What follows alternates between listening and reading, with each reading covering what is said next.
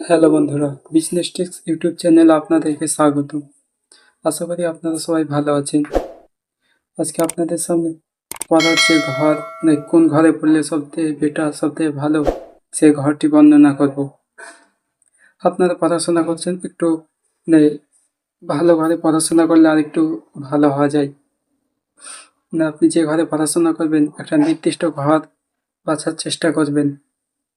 তো আপনি যেখানে পড়াশোনা করবেন তার সামনে একটা জানালা যাতে থাকে, তাহলে পরে সূর্যের আলো বা আলোটা একটু বেশি থাকবে এবং জানালা দিয়ে প্রকৃতির সঙ্গে একটু কানেক্টেড হওয়ার চেষ্টা করবেন। যদি ছাদের উপর করেন তাহলে পরে টবে বিভিন্ন রকমের গাছ লাগাবেন, তাহলে আপনার সবুজের সঙ্গে আপনার চোখের কানেক্টেড থাকবে, পড়াশোনায় অনেকটা সুবিধা হবে।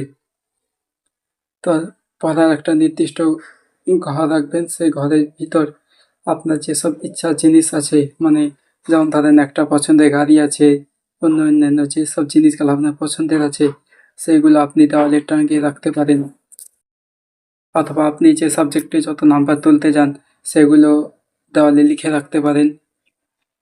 এরকম ঘরে পড়াশোনা করবেন, তারপর ঘরের মধ্যে এটা এরকম থাকলে আরো ভালো হয়। আপনার পড়ার রুটিনটা সেই ঘরে টাঙিয়ে রাখবেন, আপনার বিভিন্ন পছন্দের জিনিসগুলো টাঙিয়ে রাখবেন। তারপর পর্যাপ্ত আলো যেন থাকে, সেই একটা জানালা রাখবেন, যথেষ্ট হাওয়া আসবে, মানে এরকম ঘরে পড়াশোনা করবেন। তারপর আপনার ঘরটা যেন একটু নিরিবিলি থাকে, মানে বাইরের আওয়াজ ইত্যাদি আওয়াজগুলো যাতে না আসে। তারপর আপনার ঘরটা একটু পরিষ্কার পরিচ্ছন্ন রাখার চেষ্টা করবেন। যে ঘরে আপনি পড়েন সেই ঘরে অন্য যে সে কাউকে ঢোকাবেন না, কারণ আপনার পছন্দের সব জিনিসগুলো সেই ঘরে টাঙ্গা থাকবে। আপনি পড়বেন অথবা অন্য সবাই সেইগুলোর দিকে একটু তাকাবেন, আপনার সেগুলো রিভাইজ দেওয়া হবে। যেসব সাবজেক্টের যেসব জিনিসগুলো মানে কঠিন সেগুলি একটু দেওয়ালে টাঙিয়ে রাখবেন, বারবার দেখবেন আপনার সেগুলো মানে আসবে, ভালো মানে থাকবে। তারপর পড়াশোনার পাশাপাশি আপনি প্রকৃতির সঙ্গে একটু কানেক্টেড থাকলে পড়াটা একটু ভালো মানে থাকবে। বেশিক্ষণ আপনাকে পড়তে হবে না, 20-25 মিনিট পড়বেন, 5 মিনিট রেস্ট নিয়ে পড়বেন, মানে পড়ার একটা নির্দিষ্ট রুটিন বানিয়ে নেবেন। সবথেকে ভালো টাইম হচ্ছে পড়ার ফজরের পর থেকে। আপনি ফজরের পর থেকে অর্থাৎ একবারে 4টের পর থেকে আপনি পড়তে শুরু করবেন, তখন থেকে পড়লে একটু ভালো পড়া মনে থাকে। এভাবে করে আপনি পড়াশোনা করবেন, তারপর আপনার ঘরটা এভাবে করে সুন্দর করে সাজিয়ে নেবেন। আর একবার ভালো করে জেনে নিন পড়ার ঘরে কি কি রাখবেন, কি কি রাখবেন না।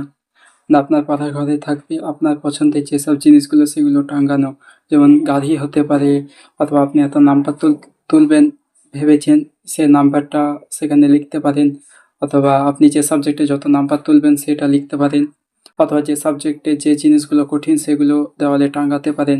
এই সব দেওয়ালে টাঙ্গা থাকবে, আপনার ঘরটা পরিষ্কার পরিচ্ছন্ন থাকবে। তারপর আপনার ঘরে একটা জানালা থাকতে হবে, এগুলো আপনাকে ভালো করে বলছি, এগুলো একটু রাখার চেষ্টা করবেন। আপনার ঘরে একটা জানালা থাকবে, তারপর সেই জানালা দিয়ে যাতে প্রকৃতির সঙ্গে কানেক্টেড হওয়া যায়। যদি ছাদের উপর পারেন তাহলে টবে বিভিন্ন রকমের গাছ রাখবেন, সেই সবুজের সঙ্গে আপনার চোখে একটা কানেক্টেড থাকবে, পড়া অনেকটাই সুবিধা হবে। তারপর ঘরের ভিতর গ্যাঞ্জাম রাখবেন না, যে সে জিনিস রাখবেন না। আপনি যে টেবিলে পড়েন সেই টেবিলে চেষ্টা করবেন সেই বইটাই শুধু রাখা, এবং আদার্স বইগুলো আলমারিতে রাখা। ঘরের ভিতরে একটা আলমারি রাখবেন, এটা একটু প্রয়োজনীয়। পাশে আপনার যেখানে পড়েন সেখানে বসে যেন সেটা দেখতে না পাওয়া যায়। তাহলে এরকম হয় যে আপনার মাথায় একটা কেমন বুদ্ধি চলে আসবে, এ বইটাও পড়তে হবে, ওইটাও পড়তে হবে, মানে একটা আলাদা এনার্জি নষ্ট হয়ে যায়। তো এভাবে করে যে বইটা পড়বেন সেটাই শুধু টেবিলে থাকবে। আপনি ঘরে একটা হোয়াইট বোর্ড রাখার চেষ্টা করবেন, সবসময় খাতা পেন দিয়ে লিখলে হয় না। একটা হোয়াইট বোর্ডে একটা পেন দিয়ে একটু কিছু মনে করবেন, লিখে দিবেন, আবার একটু ইতি মুছা হয়ে যাবে। মানে এই সবগুলো ঘরের মধ্যে রাখবেন, আলতু ফালতু কোনো জিনিস ঘরের মধ্যে রাখবেন না, গ্যাঞ্জাম রাখবেন না, ঘরটা পরিষ্কার পরিচ্ছন্ন রাখবেন। তারপর ঘরে কোনো রকমের ময়লা টয়লা না থাকে, আপনি যে টেবিলটায় বসবেন সেটা একটু চকচকে যেন থাকে। আপনার যেসব ফুলগুলো পছন্দ সেই সব ফুলগুলো, আপনার যেসব গাড়িগুলো পছন্দ সেগুলো চোখের সামনে রাখবেন, তাহলে আপনি পড়াশোনা করবেন প্লাস সেগুলোর দিকে আপনার চোখ যাবে, আপনার মাইন্ডে একটু একটু আনন্দ হবে, আপনার মধ্যে ভিতরে একটু আনন্দ আসবে, পড়াতে আর একটু সুবিধা হবে। আপনি পড়াশোনা করবেন, একটু বুদ্ধি খাটিয়ে পড়াশোনা করবেন, একটু বৈজ্ঞানিক অনেক কিছুই টিপস আছে যেগুলো অনেকটা হেল্প করবে। আপনি হতে পারে যে নাম্বারটা পেয়েছেন তার থেকে আরেকটু মানে কিছু বৈজ্ঞানিক উপায় অবলম্বন করলে একটু আপনার নাম্বারটা বৃদ্ধি পেতে পারে। এভাবে সুন্দর করে ঘরটা সাজালেন, যেসব জিনিস রাখা সেগুলো রাখলেন, আদার্স জিনিস বাইরে রাখলেন। তারপর সুন্দরভাবে নিজের ইচ্ছার কথা কাউকে জানাবেন না। নিজের যে ঘরে পড়েন সে ঘরে আদার্স কাউকে লোক ঢুকতে দিবেন না। এভাবে করে আপনি পড়াশোনা করেন, আশা করি আপনার রেজাল্ট ভালো হবে। বন্ধুরা, আজ এই পর্যন্ত। দেখা হবে আগামী ভিডিওতে। আপনার চ্যানেলে নতুন হয়ে থাকলে অবশ্যই চ্যানেলটা সাবস্ক্রাইব করবেন। আর পড়াশোনার যেসব প্রবলেম সেই প্রবলেমগুলো সলভ এই ভিডিওতে পাওয়া যাবে।